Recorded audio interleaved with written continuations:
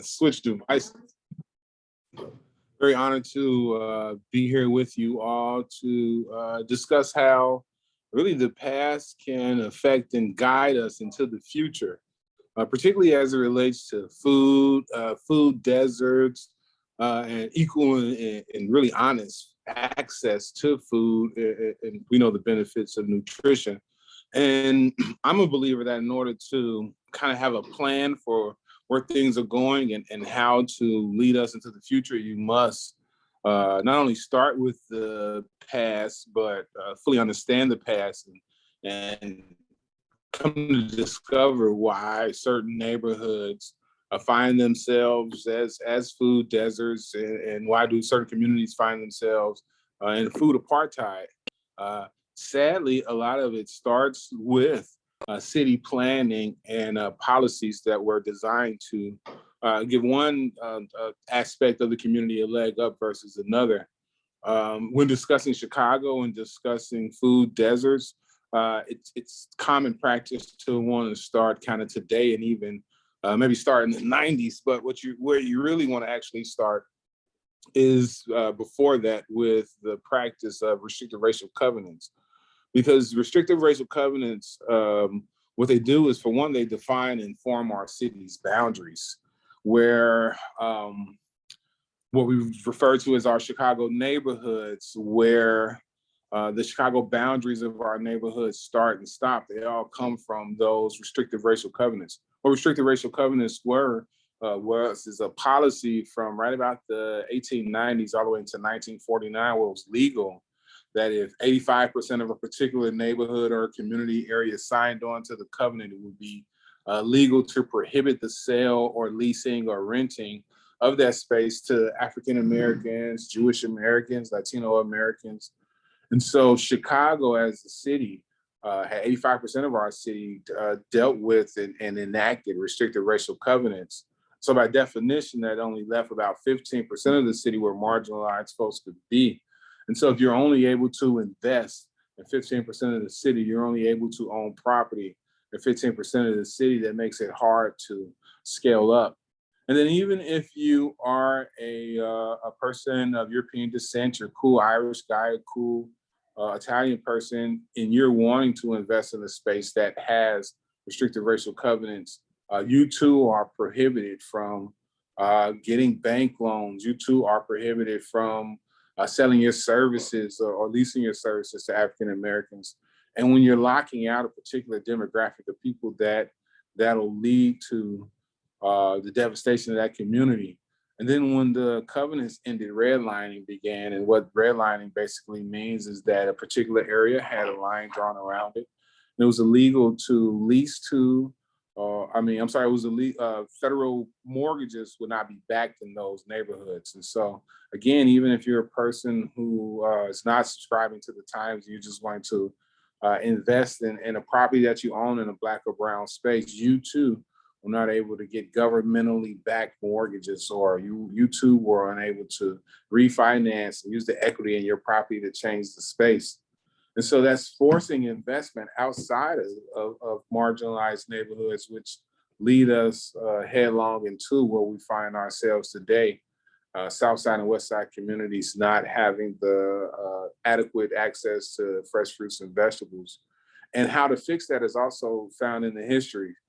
During World War II, the country was dealing with rationing. What rationing was, in order to provide for the war effort, you were limited on the amount of things that you could buy. You were limited on the amount of groceries you could purchase, amount of dairy, amount of rubber a company could use, amount of building material a company can use. And so to combat that, Chicago parks, pretty much every park in the city would allow for what they refer to as victory gardens. And so a member of a community that if you live near that park and you can show that you live near there, you could walk into a Chicago Park District field house and they would give you a ticket that had a number on it. That number was associated with, a plot of land, sometimes as big as a quarter acre, where you would be able to plant groceries and things in order to feed your family. And what that did is that kind of provided a safety net for people in the community who found themselves unable to adequately shop due to the food rationing. But again, even that, the Victory Gardens were limited to people who were not in Black and brown spaces. And so when we're looking at how we arrive today, it's a continuation of where we have been in the city and some of the practices that have been enabled and enacted in the city. Another policy that we don't speak a lot on as it relates to the past is our taxation policy. No, I'm not asking for the raising of taxes. Lord knows we pay enough taxes in Cook County.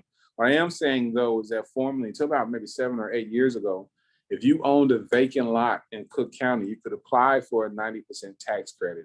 And while if you own a vacant lot in downtown Chicago, the taxes could be $500,000 a year. Maybe you need a tax credit in order to come up with a plan to develop on that vacant lot. But if you have a vacant lot on the south side or the west side of Chicago and the taxes there are $5,000 a year or $6,000 a year, now you're holding on to property for $600 a year. And you're not incentivized to build anything. And so when grocers are looking at areas and looking at potential customer bases, when businesses are looking for places to invest, if you're looking at a map and you're going by that, you're probably not going to pick that space because you don't see the revenues there. But what also is not being defined and pointed out is that the revenue is missing due to policies that were enacted in those neighborhoods. The story of Chicago's history is in small business. If you're in Rogers Park, if you're in Wicker Park, if you're in a number of Chicago neighborhoods, you're going to see that on the main streets, most of those buildings have storefronts because the city is designed in order to have access to food and services pretty much at your doorstep. And that has changed. Some of it is due to the policies, again, that we enact. It's very difficult for a small business to start brand new near a train stop. It makes absolutely no sense, but again, that's the policy here in Chicago. And so until we change those policies, until we start to shift how we view feeding people as a human right, but then also until we look at the totality of things, it's very easy to pick a place like Englewood or Roseland and say, oh, why don't they pull themselves up from the bootstrap? I think on my last point that I'll make that we don't spend enough time discussing as it relates to food, it's contract buying. What happened in places like North Lawndale, Englewood, Chatham, other marginalized communities, Pilsen, is that when redlining came and the government would not provide federally backed mortgages, then landowners would go to people who still needed houses and say, hey, I'll sell you this house on contract. And it was legal into the 1970s. And the contract would state that you would pay that landowner 30 years worth of payments. If you miss one payment, you lost all your equity. So if you made 25 years of on-time payment and a medical issue happened and you missed one payment, you forfeited that 25 years. That person could have you removed from the property. But then also, an FHA standard interest was at the time, 50s and 60s, it could not exceed 6%. And contract buying routinely had interest rates of 12%. So in neighborhoods that don't have access to capital, don't have access to government-backed loan, they're also being forced to pay double the interest rate on loans that don't come with any equity. And the crazy part of it is 75% of all contract bought houses in the city of Chicago went to term.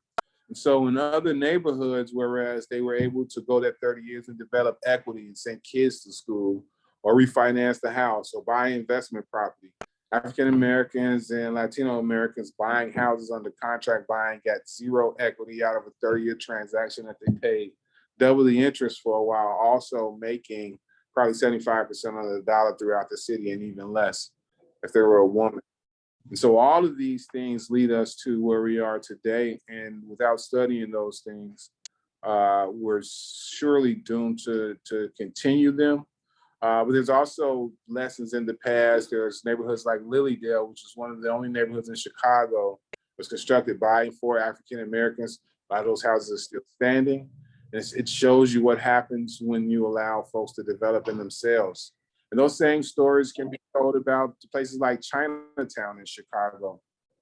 During the early 1900s, Italian and Irish residents will not sell property to Chinese Chicagoans, particularly after the Chinese Exclusion Act of the 1890s.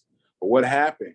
Chicagoans partnered with each other, and white property owners would buy property in what we now refer to as Chinatown on behalf of the Asian Americans in order for their community to prosper. And that is a great example of a community that is not suffering from food neglect, that has the food that is close to their culture. Our Chinatown is the only Chinatown in this country that is still growing, calling for our Chinese residents to come because of its sustainability. But that comes from having investment and partnerships from the beginning. And I think that studying that as well is a blueprint to success in the future.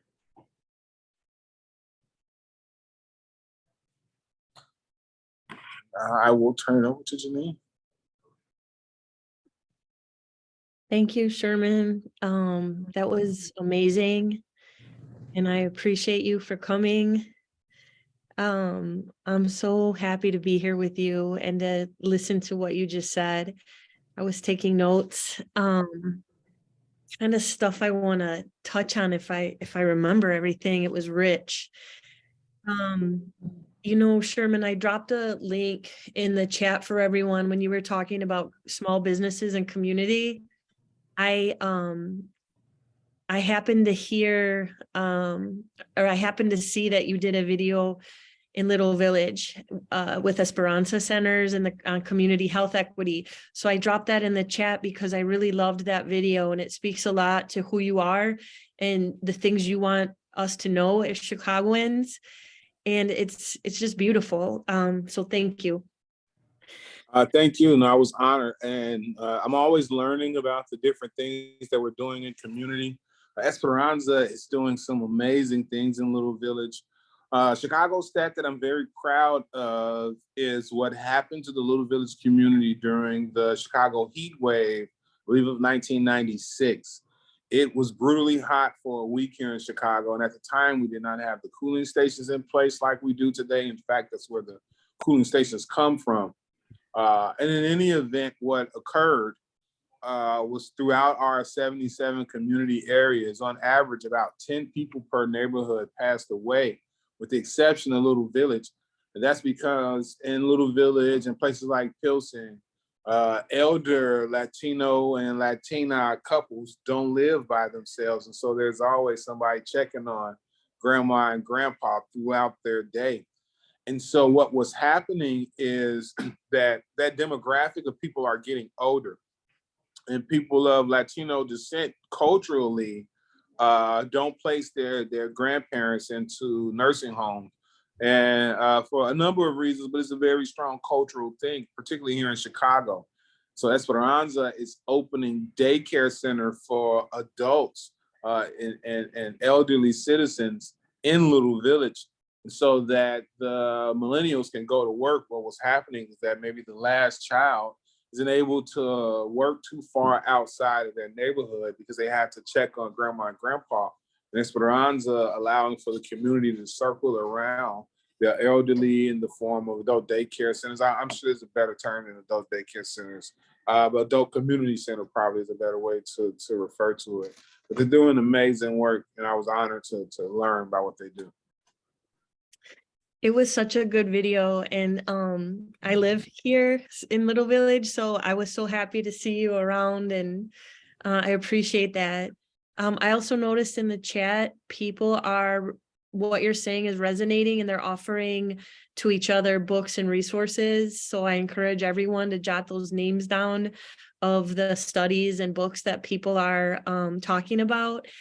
Also, talking about restrictive racial covenants, I went on your Englewood food tour, my mind's always on food, your Englewood tour that you did with Tanika, who has the art project. And I want to say that having a priestess there who has prays with Orishas, and she did the blessing of the land where these crimes have happened and have caused so much trauma. When we came to one of the plots where Tanika had her art installation of like this property was stolen from this person, and that ceremony that Pilar did changed me. It was beautiful, and I want to thank you for that experience and encourage everyone, if you haven't been on one of Shermann's tours, go, because they're truly amazing. Thank you. Thank you. So I should probably talk about food justice, even though I want to talk about you all hour. I can't help it. Okay, so also, like Lauren said, this is a knowledge sharing space, and Lauren's gonna handle the questions for us. So when you have a question, drop it in there, and Lauren's gonna field those out when my part is done. And we can also talk to each other. So Dilla gave us some background of how we got here, and my part was to be, how does this show up today and what we're doing about it. And when I started writing how it shows up today, I stopped.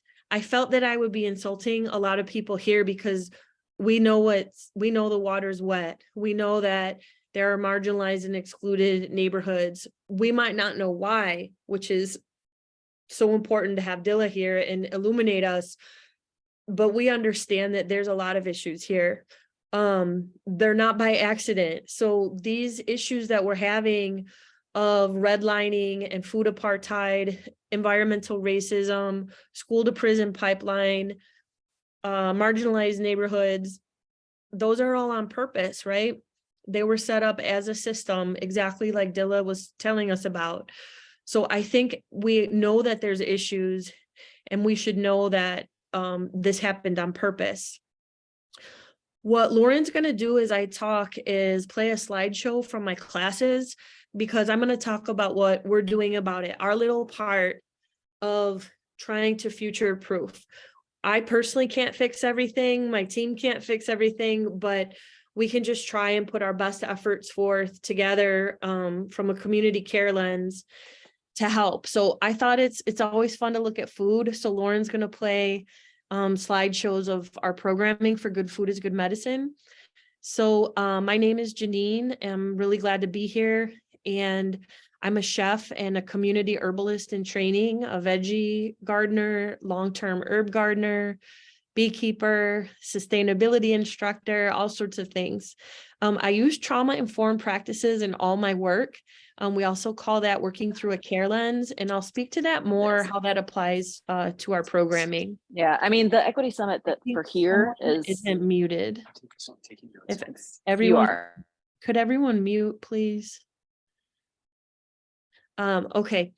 So another project that I want to talk about before I get into Good Food is Good Medicine, which is my job, is the Little Free Apothecary. It's something that I helped steward and open in Little Village last year where I live.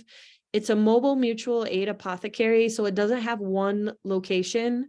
We can go anywhere, and it especially is going to pop up in little free libraries around the community. It's an education resource and herbal medicine program, and it's an open source project. So if you want to open a little free apothecary in your neighborhood, talk to me, I'll help you. You don't have to do it my way, but I can tell you how we did it. We grow herbs, make medicine out of them, and share, especially tea blends. They're given free of charge as a love letter to this beautiful community of Little Village. I focus on herbal supports for the respiratory and nervous systems for this area due to the stresses from environmental racism and chronic stress from being over-policed and all the pollution from the trucks. So you can check that out on Instagram at Little Free Apothecary Chicago, and let me know if you want to link up on that. That's my love project and my passion. Also my job, I work with Good Food is Good Medicine. We're one of the 3 programs of the Good Food Catalyst, a nonprofit. Our offices are in Garfield Park, and GFGM works in several neighborhoods on the south and west sides of Chicago. We work in redline neighborhoods. So it's called Little Free Apothecary Chicago. So right now at this second, I can't talk and put it in the chat, but I can later. So Good Food is Good Medicine is a nutrition education and food justice program based on relationships. We help people learn to cook and learn about health and nutrition, all in a community of support. Right now, we teach in Garfield Park, North Lawndale, with Windy City Harvest with their Veggie RX participants in English and Spanish. We teach in Englewood, and we're just about to start Little Village this month. We have had other South and West Side neighborhoods ask us to come, and I can say we're doing our best to get there. To give you a glimpse into what we do and how we're trying to participate in responding to some of the issues Dilla told us about, I'll talk about our programming. So we're responding to the social determinants of health that negatively affect us. So social determinants of health are social, economic, and environmental factors that influence our health and well-being. One of these key factors is food equity and access, which refers to the availability of healthy food options in communities and the ability of individuals to access and afford the options. And it's not only access. We've seen studies have shown that you can't just drop healthy food in neighborhoods. You can't put kale in somebody's corner store and people are going to know what to do with it if there's no context around it for them to build a meal.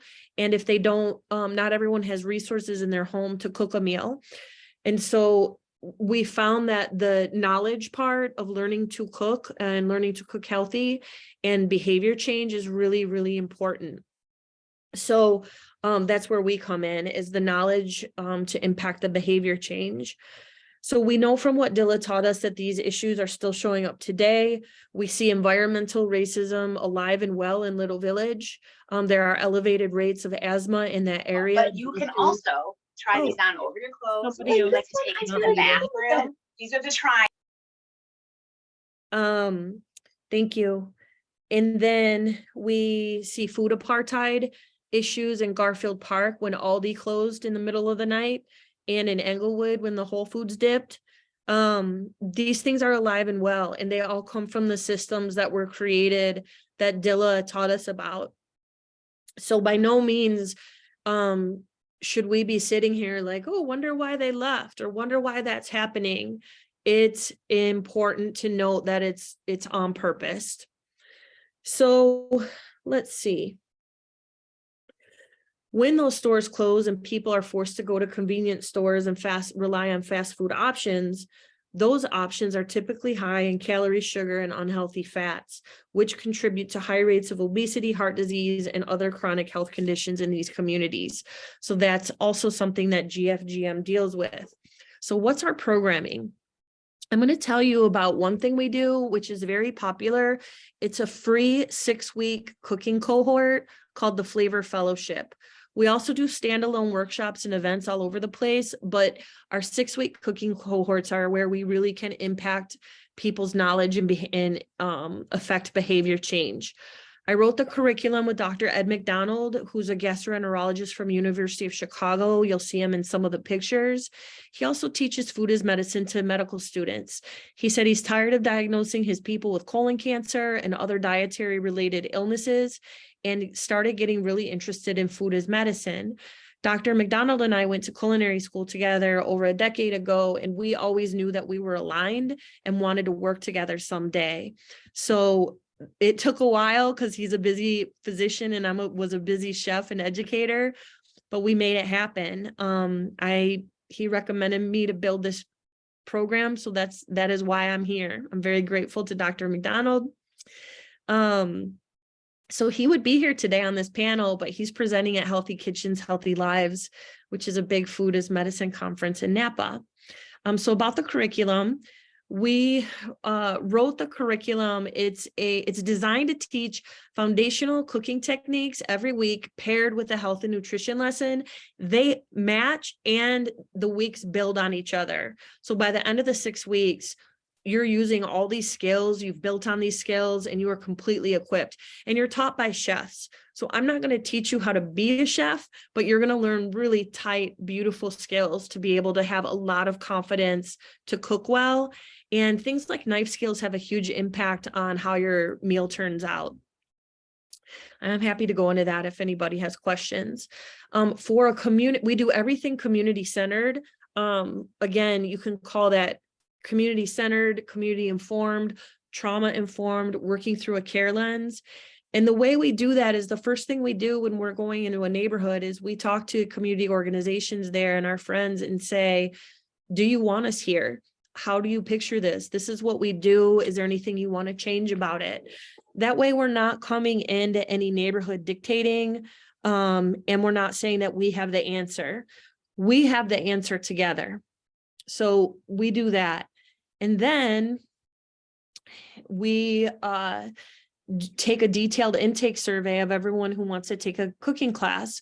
So even pre-enrollment, it's a pretty lengthy survey, which I am going to drop in the chat at the end of this.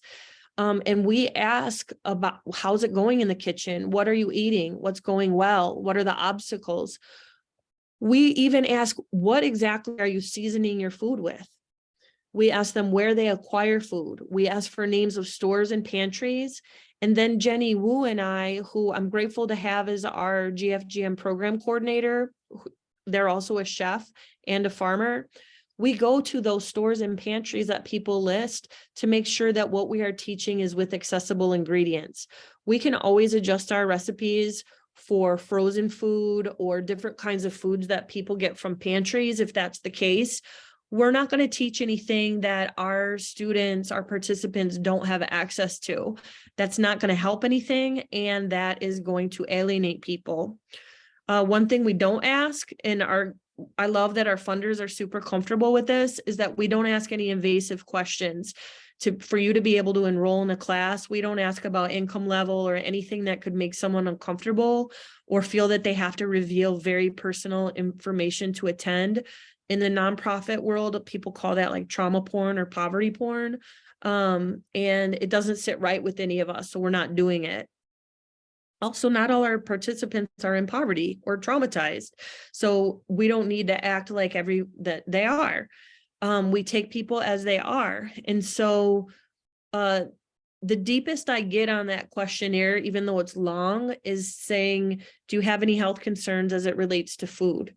And that people can just share what they want.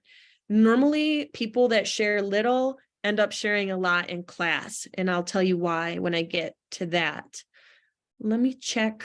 We also, for community-centered care lens, we ask for feedback from every participant of our classes when they're done. We do an exit survey, but we also check in every single week. We incorporate that into our curriculum, our teaching, sometimes in real time. We ask what's working for you, what's not working for you. Were you able to apply anything? So for instance, on day one, which is the intro to everything, not only are we starting with intro topics like knife skills and kitchen safety and proper food storage, which we're trying to combat that 40% of food that Americans throw away. We match that with the intro to the food system, mentioning many of the things Dilla brought up. We remove any shame around food consumption and any expectation of how people are supposed to eat. We believe that it's the food, it's not the food, it's the pattern, and that we are living in a system that is not for all of us. And therefore, it's not possible to do everything perfectly when it comes to eating. And when I say perfectly, it's kind of what we're shown in the media about like what a perfect diet is, which doesn't actually look very good. We also never take food away from people. We will never say that a food is bad or that you should stop eating something, because that can alienate someone deeply. There are many reasons we eat besides hunger, and these include emotional factors as well as access. So what we do instead is we add food. We want people to eat and fully enjoy all items that are important to them. And we add in ways of seasoning food and making sauces that include fresh herbs and veggies. We teach people how to balance brightness or acid with salt so that food pops with flavor with less salt and powders that they may have used before. We do know, in spite of all of this, that we're part of a system. We do know that your dietary choices are the #1 indicator of your health outcomes. And so armed with the cooking and health knowledge, we hope to encourage people to make choices that serve them well. We also know, after listening to Mr. Thomas, that not everyone has the same choices due to exclusion and disinvestment. So let me roll down here.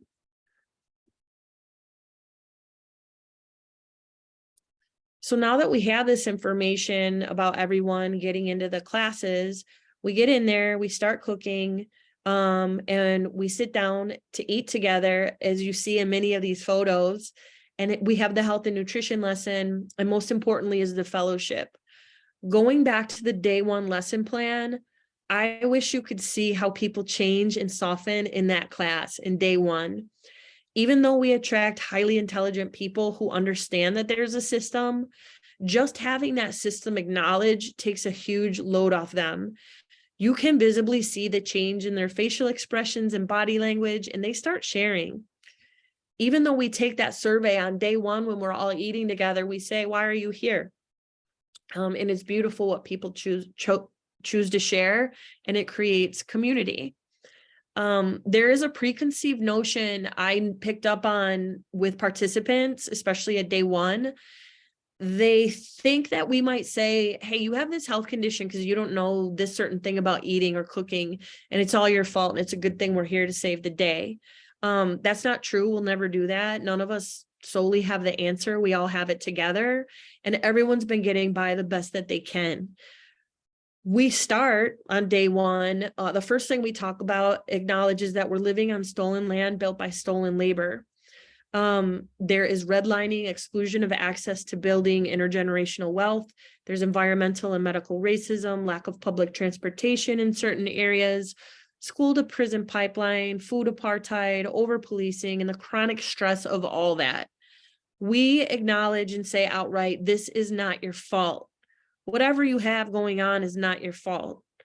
Emotional eating, we get some emotional eaters, and I can completely empathize and sympathize with emotional eating.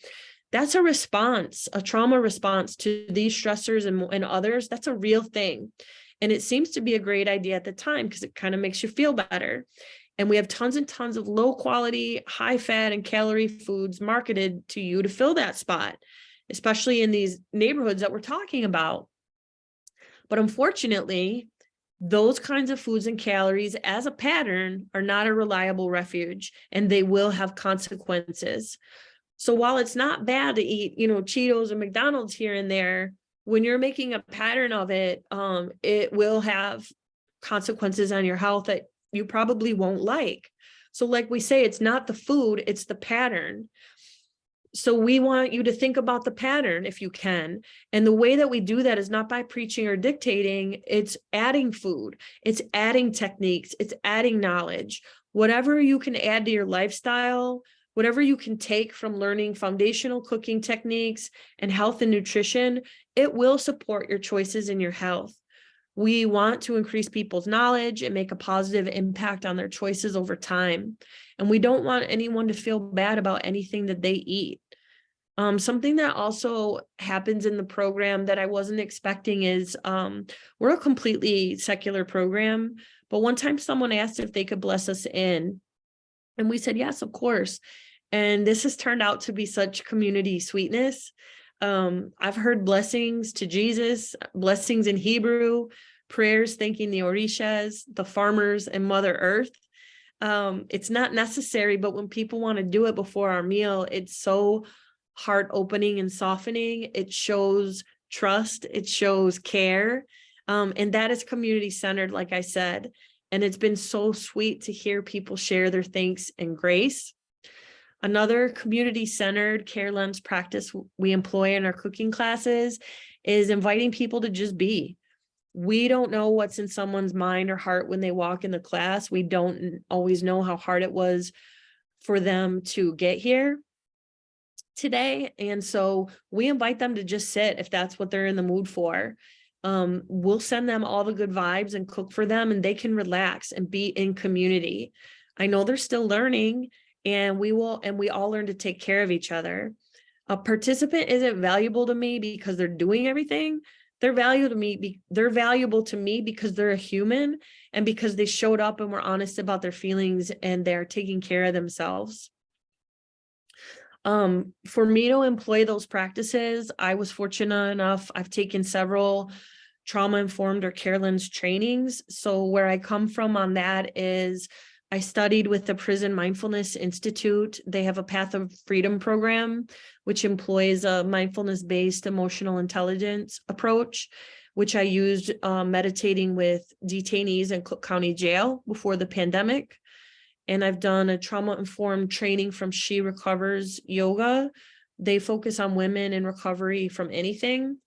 And I also took a program from Prisiones Yoga Mexico, which is Prison Yoga Mexico, which is trauma-informed yoga through the lens of incarceration or people deprived of their freedom. That with some other trainings like mental health first aid certification have really helped informed how we shape the atmosphere for people.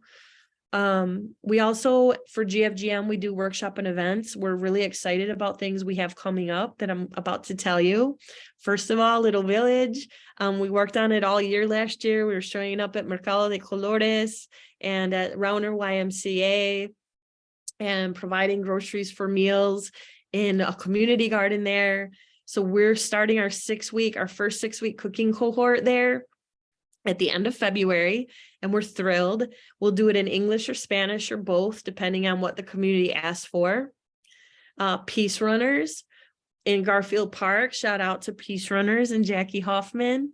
We're part of their Out West Run Club program, which is going to start soon. We are providing the nutrition and cooking portion of their half marathon training program. And that's something Jenny Wu is heading up, and I'm so proud of them for what they're building. We are building a program with Dr. Saria Lofton, who many of you know and love, who's very involved in the food as medicine world. She's creating a community of support for Black women with hypertension, and we are providing the cooking and nutrition classes with the incredible expertise of Dr. Nefertiti Hemphill. So we're creating, and Dr. McDonald is advising on that. We're co-authors on a grant. With Dr. McDonald and the University of Chicago Digestive Disease Department, we're constructing a study to track people's microbiome through the course of a 6-week cohort. So blood and stool, to see the effects and changes as they go through the program. Our participants for that might be part of the metabolic clinic where Dr. McDonald teaches as well. So this could make a huge impact on their health, and we may be incorporating medically tailored meals. So I'll be hitting up the Good Food Purchasing Program for guidance. Another fun one is we're incorporating growers and farmers into some of our workshops. We do believe that local agriculture and community gardens and things like that Dilla brought up, like the Victory Gardens, are very important. And so we'll be inviting farmers to come, bring their produce, tell us about themselves, and we'll cook with their produce.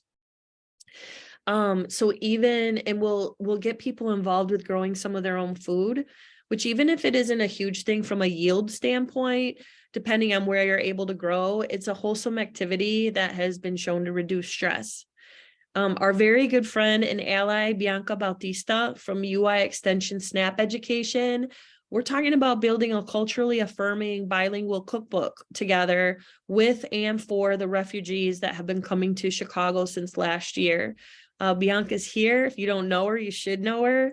She shows up. She showed up for Little Village with us, giving nutrition information and recipes in Spanish for the community. And she's just truly wonderful. And we're blessed to be a partner with her. So those are just some of the things we cooked up for the first part of this year. They might not solve every issue of the past that Dilla taught us about. It takes us all. But I have the feeling that this community that is growing is going to stick together and make the best choices they can and share their knowledge with those around them. And this could be our contribution to future-proofing. I promised myself that I was going to speak slowly. It was written on all my notes. I did not succeed. That went out the window right away because I was nervous about time. So I'm going to apologize to the interpreters. And I am going to stop talking. Yeah, I think I covered everything I wanted. What I'm going to do is kick it back to Shermann to see if he's got any thoughts, wants to comment on anything I said, or Lauren, who will take care of the questions and comments. And I know that I owe you guys some links right now. So that's what I'm going to do.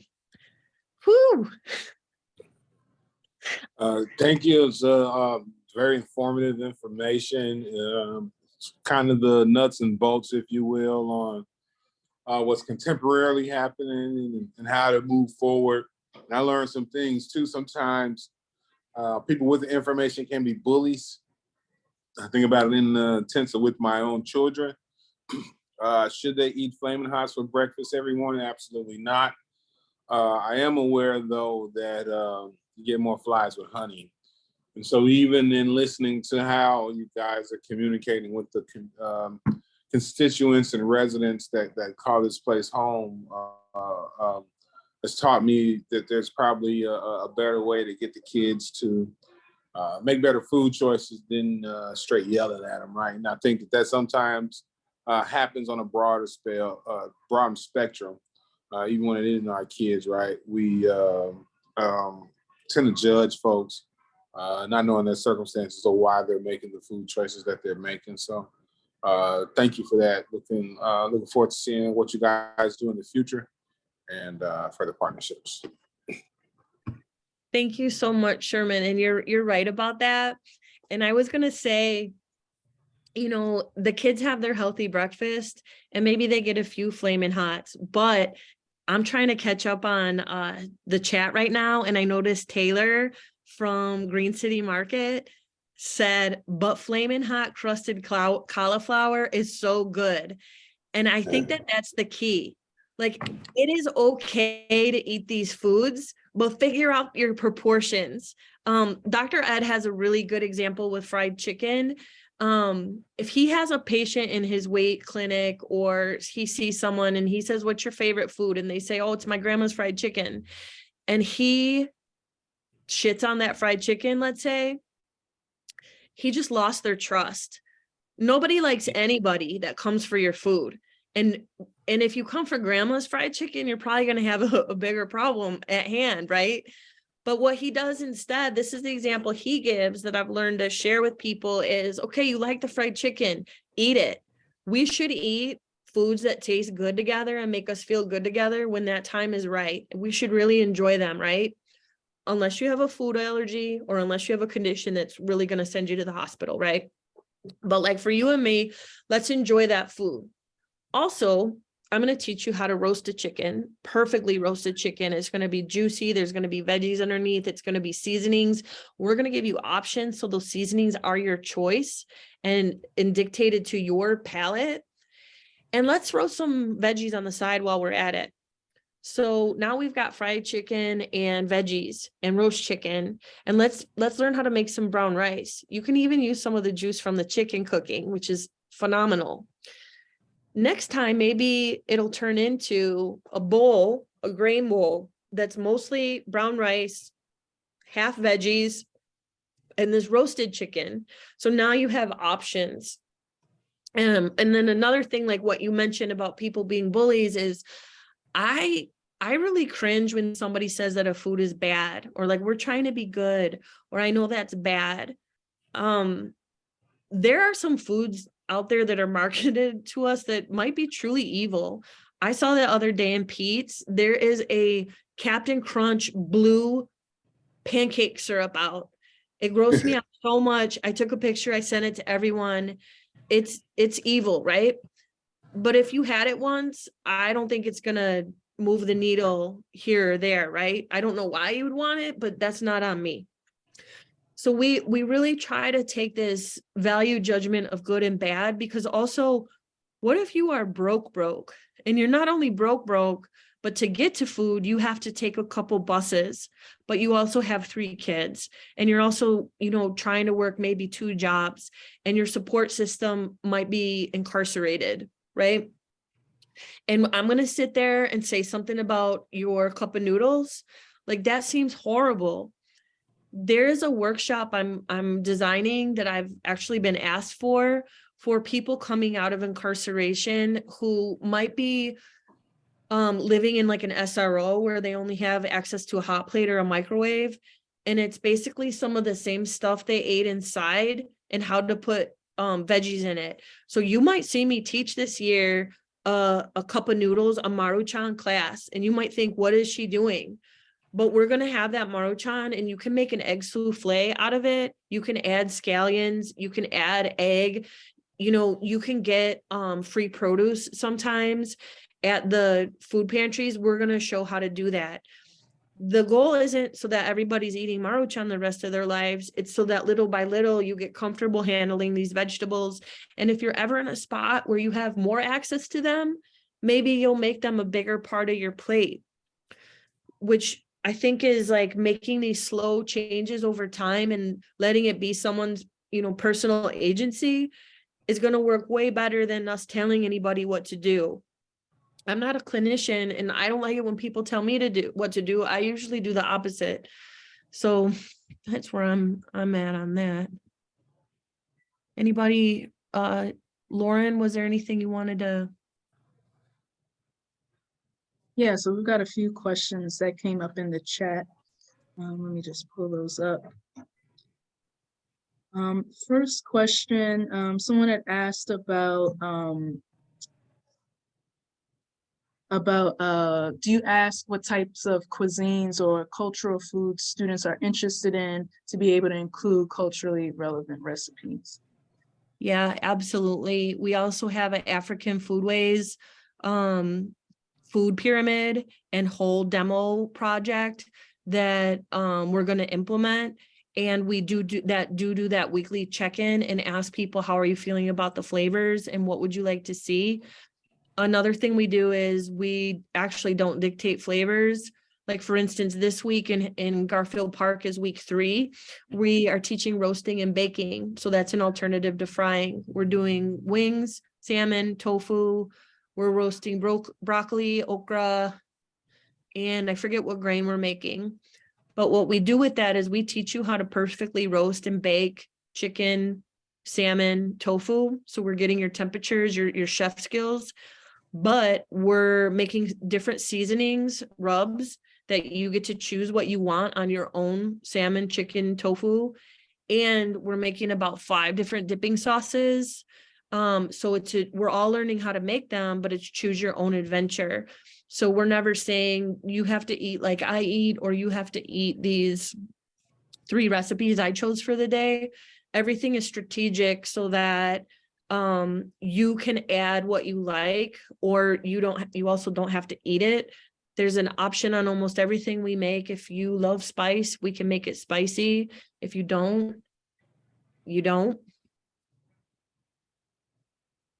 And then another question for you, you had mentioned about some people having emotional eating.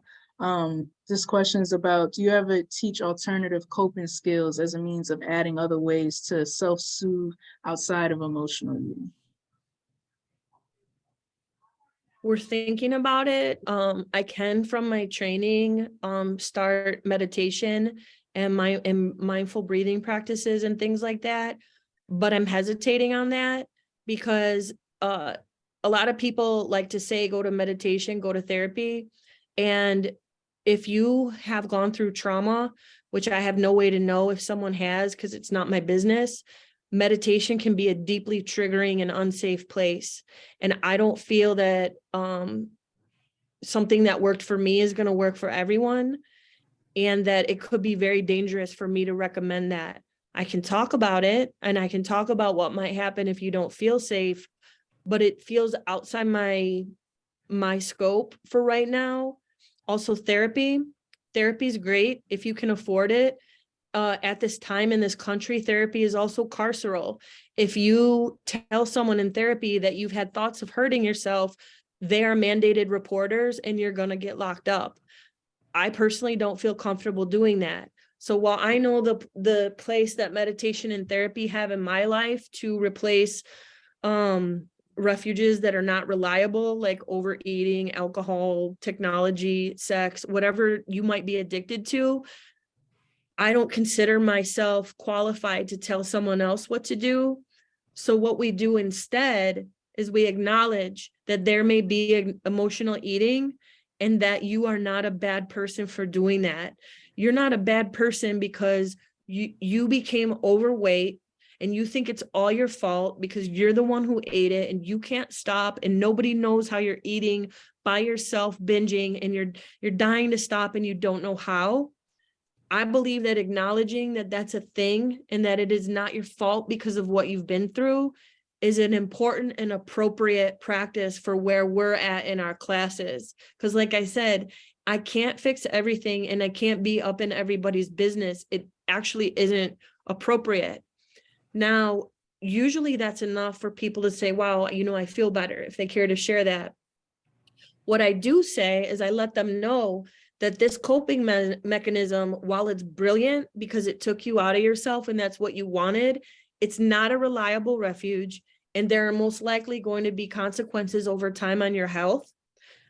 I say what we're doing in this class is we're teaching you healthy ways to eat and things you can eat that taste good to you.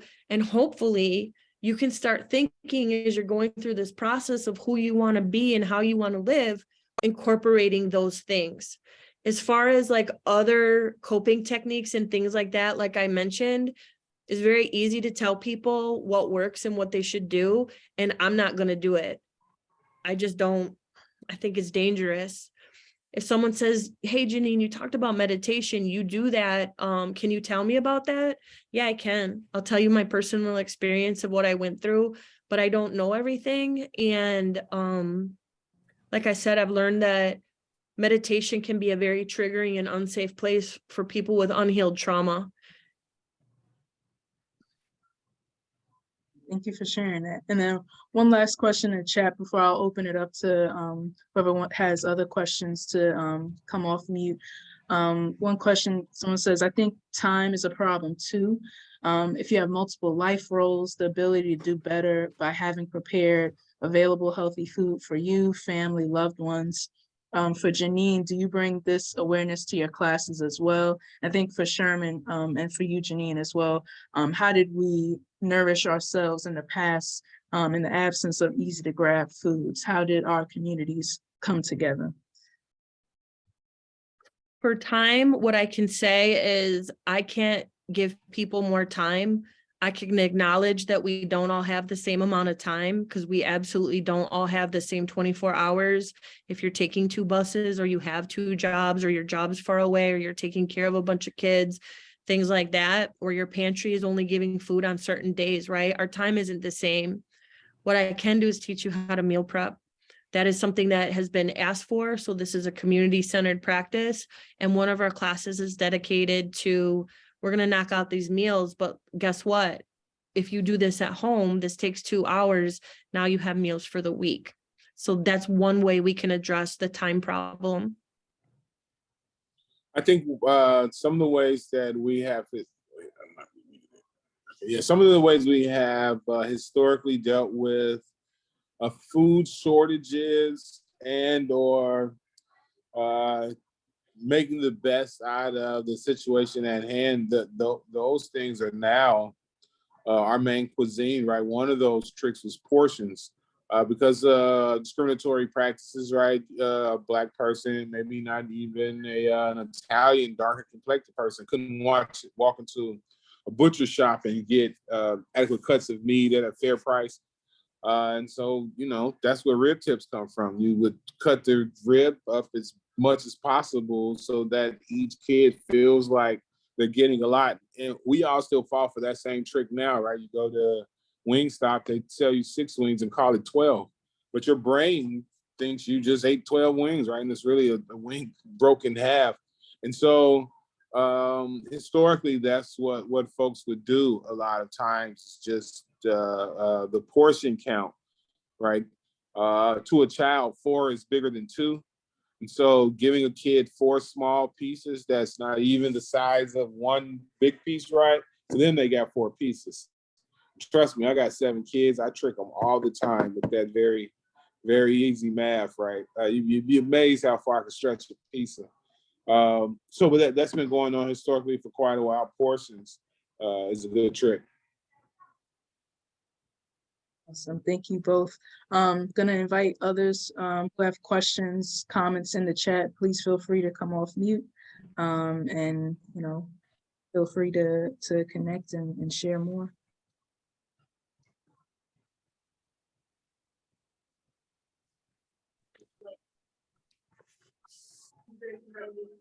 I just want to say that this presentation was the absolute bomb. And Jeannine and Dilla, I look so forward to hearing from more of you and learning more about what you guys are doing in the community. It was rich with information. I don't have a question, just a statement, but I am sitting over here like moved and ready to go do some work. I'm ready to learn some more history. I just think that it was an amazing presentation. The one thing in the chat was off the chain. There was so much information in the chat. And I just wondered if there would be a way that we can get that information, like extract it and put it one place, because it was just rich with so many links, so much, so many resources. It was just a bunch, but thank you so much. Thank you. It's we don't even want Kelvin, if you had something to share, feel free. Yes, thank you for acknowledging me. This has been a very meaningful session. I'm really glad that I picked up and looked at my Instagram. Because you're in Chicago and because I'm 64 years old, I wanted to bring something up. When I was growing up in Brooklyn, New York, back in the 60s, 70s, the Nation of Islam had a food supply chain that delivered whiting fish throughout the community, throughout the city, and around the nation. And one of the things they talked about was eating to live. Here in Los Angeles, I used to go to a club and I saw a guy who really wouldn't work out that much. And then he started working out really hard and I asked him what changed. He said, my doctor told me I was either going to live like a man or die like a dog. And right now in 2023, I think that we are at an inflection point. I think that the language I'm using is talking about frontline individuals and frontline communities, the way we talked about frontline workers, those individuals facing what they had to do during the course of the height of this so-called COVID pandemic. I think we're at an inflection point where we have to think about eating to live. And I think for me, what I'm trying to do in my practice is tell people, I love you. I want you to live. You are worthy of food. You are worthy of optimal food.